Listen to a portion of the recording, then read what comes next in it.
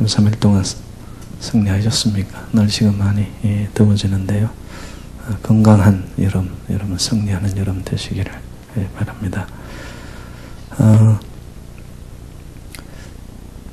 어느 정치인이 한국에서 자기 정치 캠페인 슬로건으로 무엇을 내걸었냐면은 행복하신가요?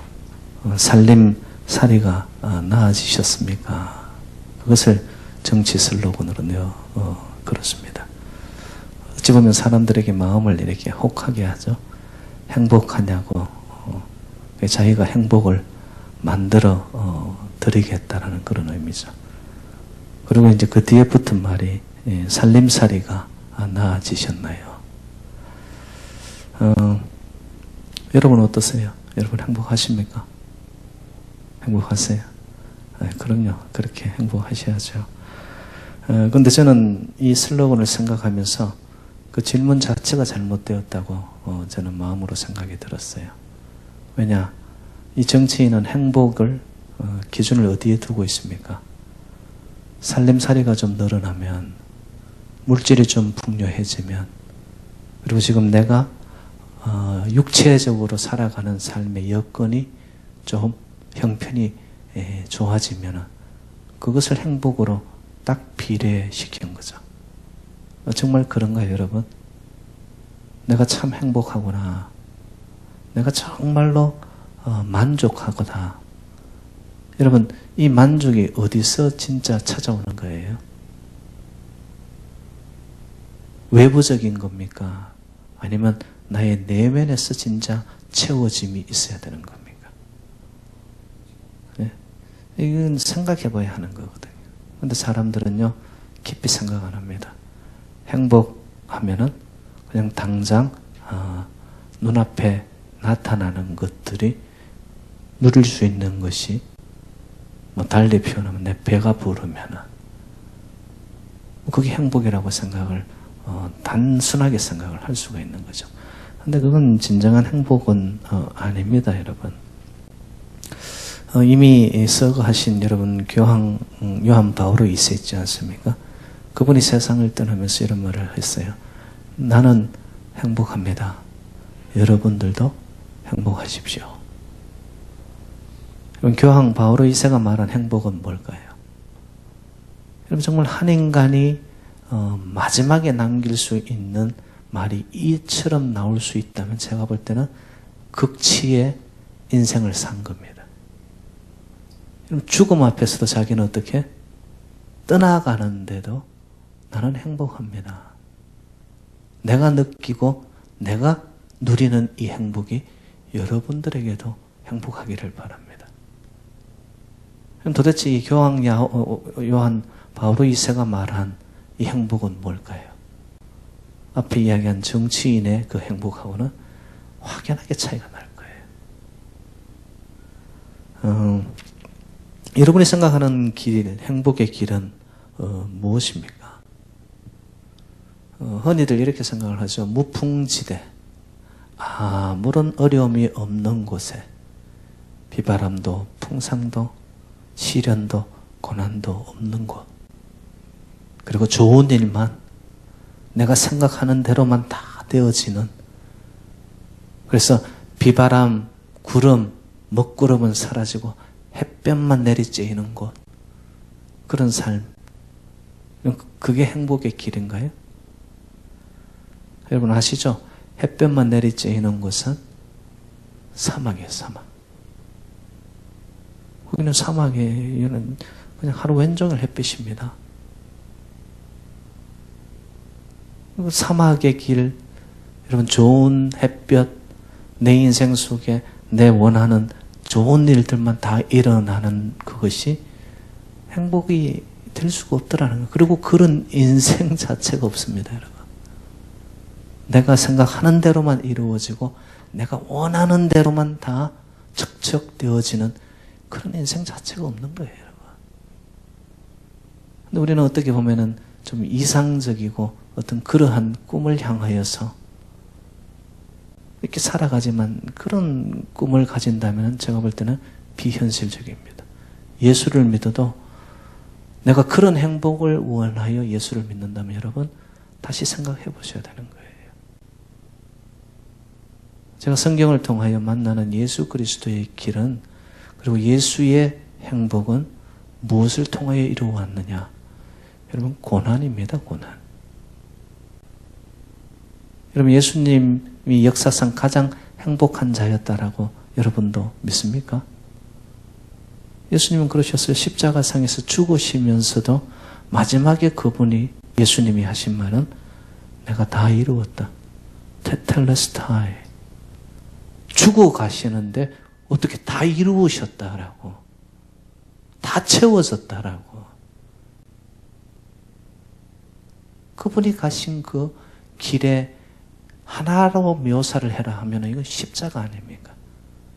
십자가는 고난인데, 여러분, 그 고난을 우리가 어떻게 받아들이고 어떻게 해석을 하고 그 고난을 어떻게 이겨나가고 극복하느냐에 따라서 인생의 행복에 여러분 가치, 의미가 달라지기 시작하는 거예요. 우리는 일부러라도 고난은 좀 비껴가잖아요. 그게 아니더라는 거죠. 인생은 어떻게 요리조리 고난을 피해가고 내가 약삭빠르게 살았다, 여기에 인생에 가치가 있는 게 아니더라는 거예요. 성 어스틴이 이런 말을 했어요. 누구에게나 고난이 있다. 고난은 동일하지만 고난은 어느 누구에게나 오는 거예요. 근데 그 고난을 대하는 사람은 다르다라는 거예요.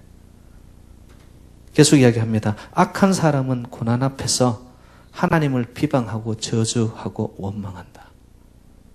악한 사람, 하나님을 인정하지 않는 사람들, 그런 사람들은 고난이 오면 그냥 원망하고 불평하고 저주하고. 그러나 하나님을 믿는 자들은 고난 속에서 하나님께 더 가까이 나아가고 결국 그 고난으로 인하여 하나님을 찬양하게 된다. 여러분, 우리 인생 속에 이 고난이 있기 때문에 우리가 하나님 앞으로 나오고 하나님 앞에 무릎 꿇고 하나님을 찾기 시작합니다. 왜? 우리의 능력으로서는 이 고난을 이겨나갈 힘이 없기 때문에. 왜 하나님 앞에 나와 엎드리면서 하나님을 알아가기 시작하잖아요. 그러면 하나님이 예수 그리스도께서 받으셨던 그 고난의 의미를 우리가 여러분 동참하면서 깨닫게 되네. 깨달아 알아가기 시작합니다. 이게 인생이지. 여러분 뭐 금수저 가지고 태어난, 여러분 뭐 좋은 부모 만나가지고 이 땅에서 그냥 흥청망청 그런 곳에 진정한 삶의 의미가 있을까? 그럼에도 어떤 사람들은 뭐 금수저 갖고 태어나기를 원하죠. 근데 그것이 삶의 참된 이 행복이 아니더라고요, 여러분. 진짜 인생의 가치는 나에게 주어진 삶 속에 찾아오는 고난의 연속이지만 그것을 내가 어떻게 받아내고 해석하고 극복하느냐. 저와 여러분들은 여러분 원망하고 저주하고 그리고 불평하는 그런 악한 자들이 아니라 하나님이 인정하는 의인의 반열에 들어서기를 주님의 이름으로 축복합니다. 그 고난이 와도 이 고난을 주님이 받으셨던 그 고난의 의미의 깊이만큼 내가 십자가를 지고 따라오라 그래. 지고 따라오라. 내 삶 속에 있는 고난의 십자가는 다 다르지만 예수님이 우리에게 명하신 걸 너의 십자가를 지고 따라오라는 거야. 지고. 그거 다 회피하고 벗어 던지고 나 몰라라 하고 이게 아니고 너가 당하고 있는 삶의 자리에서 너만의 십자가가 있다. 고난이 있다. 지고 따라오라는 거야. 지고 따라오라는 거예요. 오늘 본문에는 보면은 세 가지 종류의 고난을 말씀을 합니다. 첫 번째는 부당하게 받는 고난을 이야기합니다. 두 번째는 죄로 인해서 받는 고난을 이야기하고요. 세 번째는 의를 이루기 위해서 자원하는 선행을 함으로써 찾아오는 고난이 있습니다. 구체적인 예를 이제 제가 한번 들어볼게요. 예수님의 이 십자가는 어떤 고난이었을까요? 두 번째, 죄로 인한 고난은 아닙니다. 예수님은 흠이 없으시고 온전하신 분이에요. 그런데 하늘의 뜻을 이루기 위해 십자가를 지신 거죠. 죄와는 무관한 거예요. 그래서 여러분, 시인 윤동주라는 시인이 십자가라는 그 제목의 시에서 이렇게 읊고 있습니다. 괴로웠지만 행복했던 사나이 예수 그리스도. 십자가의 길, 부당한 고난, 그리고 의를 이루기 위해서 선을 행하는 그 길, 십자가의 길을 갔는데 그 길이 어떻게? 한 시인의 고백 속에서 나오는 것처럼 괴로웠지만 참 행복했던 사나이라는 거예요. 이 고난이 어떻게 받아들이고 그것을 이기느냐에 따라서 행복이 찾아오는 거예요, 이게. 그러면 이제 제가 첫 번째 한번 나눠볼게요. 부당하게 받는 고난은 어떤 것인가? 19절에 보면 이렇게 시작이 됩니다. 부당하게 고난을 받아도, 그죠? 부당하게 고난을 받아도. 부당하다는 것은 애매한 거라는 것이겠죠. 이게 납득이 안 되는 거라는 거죠. 앞뒤가 맞지 않는 상황이라는 거죠. 남이 잘못했는데 그 잘못한 남 때문에 내가 피해를 받는 거예요. 내가 지금 고난을 받고 있다는 거예요. 자, 여러분, 이런 상황 속에서 그냥 기본적인 상식이라면은 또 일반적으로 흘러가는 세상적인 방법은 뭐예요? 따지기 시작합니다. 누가 잘했고 누가 잘못했고, 그리고는 앞뒤 전후 상황을 놓고서 정확하게 이것을 잣대질해서 모든 것을 갈라냅니다. 이게 세상의 방식인데 오늘 사도 베드로는 너희들이 예수를 믿느냐? 그렇다면 부당하게 받는 고난조차도 어떻게 하라? 누구를 생각하며? 하나님을 생각하며 그것을 슬픔을 참아라. 그러면 그 자체가 아름다운 일이다라고 얘기하는 거예요. 여러분, 우리는 내가 부당하게 뭔가를 대우를 잘못 받는다, 또 나와 무관한 것에서 내가 물려서 들어가고 있다, 견디지 못합니다. 내가 잘못하지 않았는데 이게 왜 내가 이래야 되느냐? 이러면 여러분 생각하세요. 그런 마음이 먼저 올라온다. 그러면 생각하세요. 내 안에 예수가 있나? 내가 진짜 하나님을 생각하는 사람인가? 여러분, 부당하고 말도 안 되고 납득이 안 되고 이 상황 자체가, 이건 이해 불가한 상황임에도 불구하고 그 고난을 놓고서 내 안에 예수가 있기 때문에 그것을 꾹 참아갑니다. 제가 볼 때는 그 사람은 하나님을 아는 자예요. 그리고 삶의 정황과 상황 속에서 하나님과 교제가 있는 자입니다. 하나님을 생각하니까 말도 안 되는 이 고난 앞에서도 그는 입을 다물고 그냥 참고 가는 거예요. 그리고 이 부당한 고난 속에 하나님의 뜻이 있겠지. 하나님의 또 다른 섭리가 있을 거야. 그러면서 그 모든 상황에 대해서 그냥 묵묵히 참아나갑니다. 여러분, 여기에 신앙의 반전이 나타나는 거예요. 믿음을 가진 자는 그것이 가능해요. 왜? 하나님이 그렇게 하셨으니까 내 주어진 상황이 앞뒤가 안 맞지만 하나님이 허락하신 거라고 받아들이는 거예요. 이게. 그리고 예수님이 당하신 십자가를 생각하는 거예요. 여러분, 예수님의 십자가는 어떤 십자가였어요? 말도 안 되는 거잖아요. 무슨 죄가 있었습니까? 그럼에도 온갖 핍박과 멸시와 천대와 침뱉음과 채찍질과 이 모든 것들을 어떻게 부당하지만 예수님은 그것을 겪으시는 거예요. 왜? 하나님의 뜻이라고 생각했기 때문에. 하나님이 그것이 허락하신 거라고 믿었기 때문에. 여러분, 여기에서 놀라운 기독교의 열매들이 나타납니다. 만약에 여러분, 칼에는 칼, 이에는 이, 정확하게 잘라내서 자루 재듯이 이거는 내 잘못이 아니거든. 이거는 나와는 무관한 일인데 왜 내가 지금 이것을 짊어지고 가냐? 여러분, 그런 식으로 모든 것을 잘라내버리잖아요. 그거는 세상식으로입니다. 세상은 맞아요. 근데 은혜는 안 됩니다. 은혜는 안 됩니다, 이게. 자, 오늘 19절로 한번 가봐요, 여러분. 19절 같이 읽습니다. 시작. 부당하게 고난을 받아도 하나님을 생각함으로 슬픔을 참으면 이는 아름다우니. 여러분, 아름답다라는 이것을 제가 원문에 찾아봤어요. 헬라어로 카리스로 나와요. 카리스의 다른 뜻은 뭐냐면 은혜롭다라는 이야기예요. 은혜롭다는 이야기. 여러분, 은혜로운 사람이 어떤 사람이 은혜로운 사람이에요?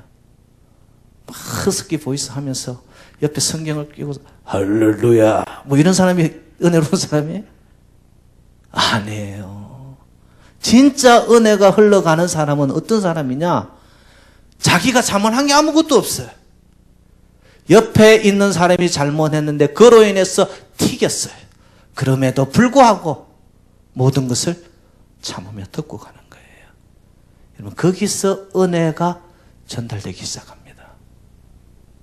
여러분, 끝내는 모든 것이 밝혀지게 되어집니다. 그 사람이 잘못이 아니었구나 알게 되어져요. 그럼에도 그 순간 자기가 한 것처럼. 여러분, 거기에 기독교의 생명이 있어요. 그것이 바로 여러분 사랑 아닌가요? 예수님이 그러셨잖아요. 죄는 우리가 지었는데 덤탱이는 누가 쓰고 가셨어요? 예수님이. 거기에 기독교의 생명이 있는데 우리는 너무 따지거든요. 너무 저울질합니다. 여러분, 따지고 앞뒤 분간해서 정확하게 자로되잖아요. 여러분 잘 아시죠? 물이 너무 맑으면 뭐가 없다? 물고기가 없어요.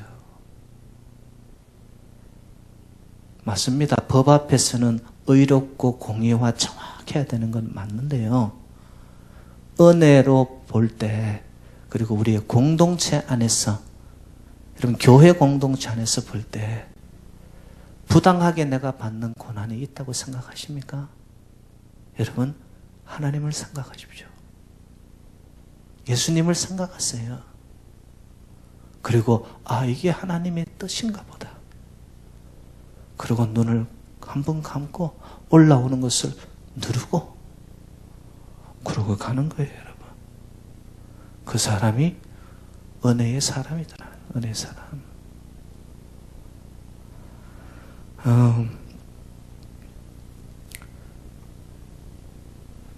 그러면 어떻게 이렇게 부당한 고난을 받으면서도 이것을 참을 수 있는가 생각해 봐야 되잖아요. 도대체 어떤 힘이, 어떤 능력이, 아니면 어떠한 그 사람의 내공이 안에 있기 때문에 무슨 힘으로 인해서 부당한 고난을 이 사람은, 은혜로운 사람은 이겨나갈 수 있는가? 우리 많이 부르는 찬양곡 있지 않아요? 왜 나만 겪는 고난이냐고 불평하지 마세요. 고난의 뒤편에 있는 주님이 주실 축복 미리 어떻게 하면서? 미리 보면서 감사하세요. 이 은혜로운 사람은 부당한 고난을 어떻게 이겨나가느냐? 제가 볼 때는 미리 영광, 장차 찾아올 영광을 미리 보는 거예요. 그리고 지금 말도 안 되는 상황을 그냥 묵묵히. 예수 그리스도의 삶이었죠. 그래서 여러분 로마서 8장 18절에 이렇게 표현됩니다. 생각하건대 현재의 고난은 장차 우리에게 나타날 영광과 비교할 수 없도다. 아멘이십니까? 장차 우리에게 나타날 아버지의 하늘의 영광은 지금 내가 당하는 고난하고는 비교 불가하다는 거예요. 비교 불가하다는 거예요. 그럼 저와 여러분들은 이미 지옥으로부터 여러분 면제받은 자인 줄로 믿습니다. 우리는 천국을 향하여 가는 자들이에요.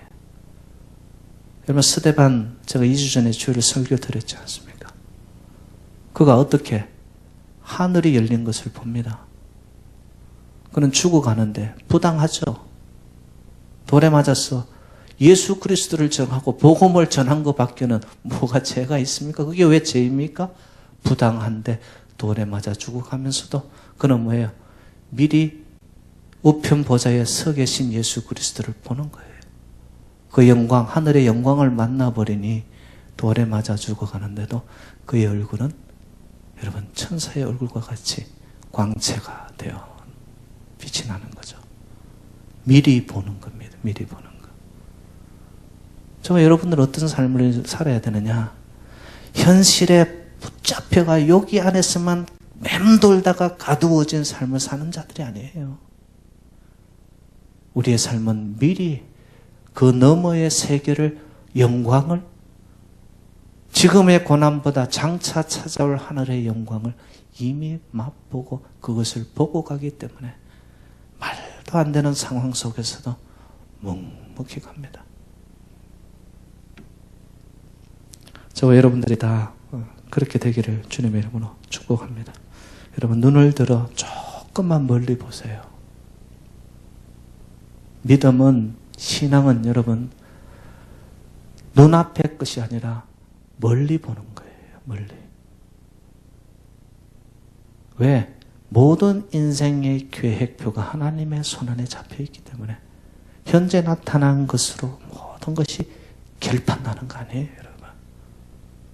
멀리 보시고 그 너머를 보게 되면 부당한 고난 앞에서도 여러분 예수님을 생각하며 잘 참으시면 저와 여러분 결국 은혜로운 자, 아름다운 자가 되어 하나님의 칭찬을 다 받게 될 줄로 믿습니다.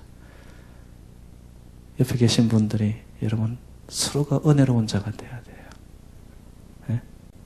신앙생활을 하다 보면 여러분 따지기 시작하면요 뭐 한두 가지겠어요, 여러분. 그래도 어떻게 하자? 하나님을 생각하고 그것을 참자. 그 자가 은혜로운 자고 아름다운 열매를 맺는 자다. 자, 그 다음에 이제 제가 살펴보고 싶은 것은 뭐냐 하면은, 오늘 예수 그리스도의 이 십자가 고난의 이것이 주제인데, 의를 위해 선을 행함으로 찾아오는 고난입니다. 여러분 20절로 한번 가봅시다. 20절 시작. 죄가 있어 매를 맞고 참으면 무슨 칭찬이 있으리요? 그러나 선을 행함으로 고난을 받고 참으면 이는 하나님 앞에 아름다우니라.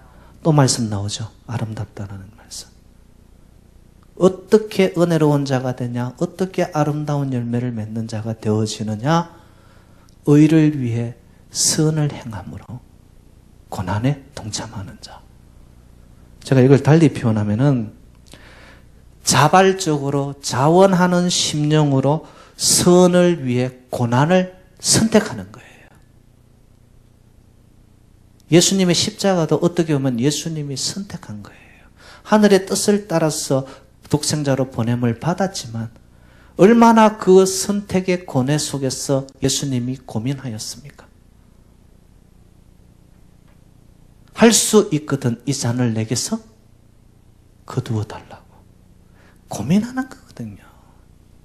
그렇지만 내 뜻대로 하지 말고 아버지의 뜻대로 하옵소서.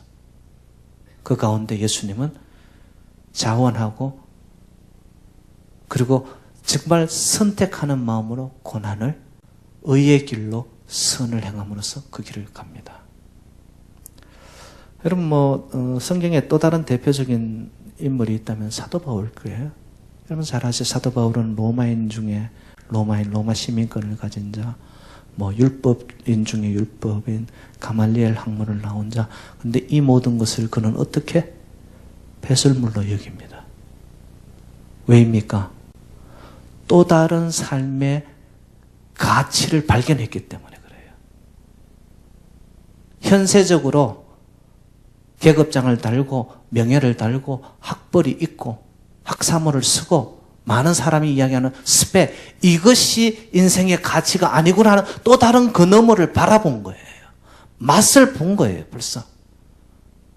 그러면서 그는 이 땅에 속하였던 모든 영광스러운 것들을 다 배설물로 여깁니다. 그리고는 내게 자랑이 있다면 나는 예수밖에 없다라고.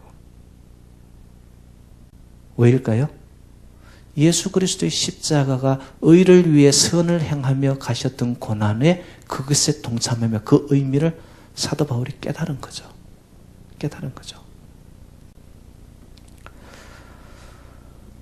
그래서 그는 결코 고난을 회피하지 않았습니다. 그래서 사도행전 20장 24절에 보면은 이런 표현을 해요. 내가 달려갈 길과 주 예수께 받은 사명 곧 하나님의 은혜의 복음을 증언하는 일을 마치려 하면은 나의 생명조차 조금도 귀한 것으로 여기지 아니하노라.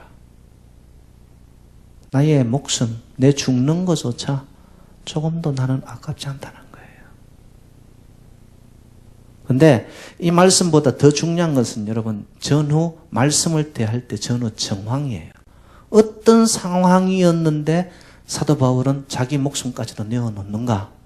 23절에 사도행전 20장 23절에 이렇게 표현되어 있습니다. 오직 성령이 각 성에서 내게 증언하여 결박과 환난이 나를 기다린다 하시나. 여러분 성령이 증언한다는 것은 이거는 그냥 확실한 거라는 거잖아요. 너 가는 길 앞에 지금 그쪽으로 가면은 너의 인생은 환난과 결박되어 너는 죽게 될 거야. 그것을 알면서도 어떻게 합니까? 알면서도 나의 목숨을 조금도 귀하게 여기지 않고 아깝게 여기지 않고 나는 복음 증언하는 길에 자기의 길을 자원하여 선택하는 거예요, 여러분. 고난을.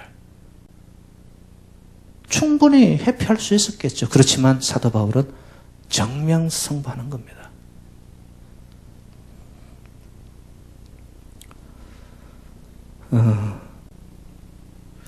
저는 그런 생각을 해봤습니다.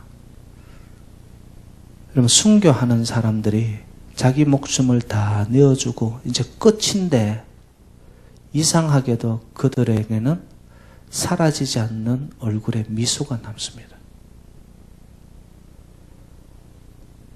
좀 역설적이죠.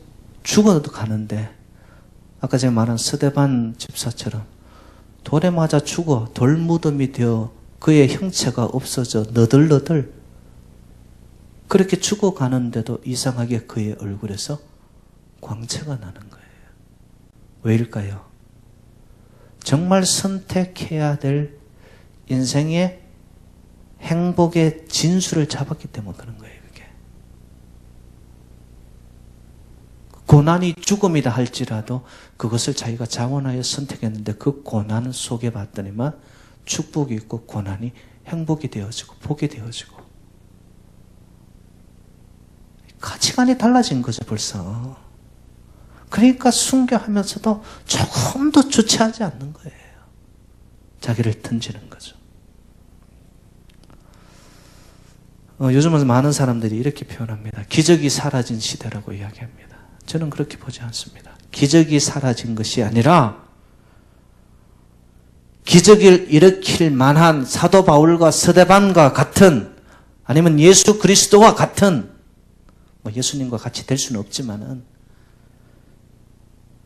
그런 능력의 사도들이 제가 볼 때는 사라지고 있기 때문에 기적 또한 여러분 나타나지 않는 거예요. 여러분 어떻습니까? 여러분 부당한 고난 앞에 여러분들은 어떻게 살아오셨어요? 의를 위해 선을 행함으로 여러분 그 고난을 자원하여 선택할 수 있겠습니까? 쉽지 않죠. 그런데 성경은 저희들에게 이야기합니다. 그 인생이 아름답고 그 인생이 은혜를 끼치는 자고 그 인생이 하나님이 칭찬하는 자고. 우리는 웬만하면 그냥 비껴가려고 하죠. 좀 비바람을 피하고. 제가 설교를 해봐도 그래요. 축복 받으십시오. 하나님의 위로가 있으십시오. 평안하십시오. 이러면 성도님들이 다 아멘 아멘 합니다. 근데 고난의 길을 가십시오. 십자가를 지십시오 하면은 그 아멘은 떠나고 전부 다 고개가 다 숙여서 눈을 내리 깔고 있어요. 그러는 동안에 우리 안에서 진정한 생명이 빠져나가고 기적의 하늘의 역사가 빠져나가는 거예요. 사도 바울이나 베드로나 여러분 또한 스데반 집사나 이런 분들은 그들의 죽어가는 모습을 통하여 결국에는 그들의 순교를 통해 복음의 진보가 나타나기 시작하는 거예요. 복음의 진보가 나타났다는 거예요. 그걸로 끝난 것이 아니라 그들의 죽음을 통해 고난의 선택함을 통해. 여러분 진짜 저와 여러분들이 살아가는 인생의 가치가 어디에 있습니까? 돈 많이 벌고 우리 후손들 잘 되어서 자자손손 그냥 모든 복의 세상 복을 다 누리고 살아가는데 하나님이 인정하는 시간들과 하나님이 원하시는 물질에 사용한 그런 모습이 없어요. 그게 인생에 하나님 앞에 우리가 서야 할 시간들이 다가오고 있는데 그게 인생의 진정한 행복일까요? 아니죠. 몇 년 전으로 제가 기억을 합니다. 여러분, 샌프란시스코에 이렇게 아시아나 항공기가 내리다가 큰 사고가 났죠. 그래서 불에 휩쓸려가지고, 비행기가 많이 타고 그랬는데요. 그때 그 사고 난 것을 CNN에서 그것을 찍었어요. 그리고 뉴스를 내보냅니다. 그 불길 속에서 어떤 사람은요, 자기 짐을 챙겨서 나오기 바쁘더라는 거예요. 내 짐 어디 있냐 싶어서 그거 챙겨가지고 나오는데 그 사람을 찍어서 제목이 붙었어요. 세상에서 제일 이기적인 사람. 불길에 휩쓸려가지고 비행기가 타고 그 안에서 아수라장이 되어 있는데 그 속에서도 자기 가방만 챙기는 거예요. 자기 것만. 근데 아십니까? 다른 승객 중에는요, 허리, 갈비뼈 여기가 부러졌는데도 불구하고 승무원이 문을 여는 것을 가서 힘겹게 열면서 도와준 사람도 있습니다. 그런가 하면 여러분 신문지상에서 보셨을 거예요. 아시아나 여승무원. 그 비행기가 흔들리면서 불길에 휩쓸렸으니까 여러분 그 속에서 어떤 일이 일어났겠어요? 부딪혔겠죠. 다리가 부러진 거예요. 그런데 어린아이를 들 수 없고 그 비행기에서 나옵니다. 그래서 멀리 그 어린아이를 두고 또 와가지고 또 승객들을 태우고 등에 업고 또 나가는 거예요.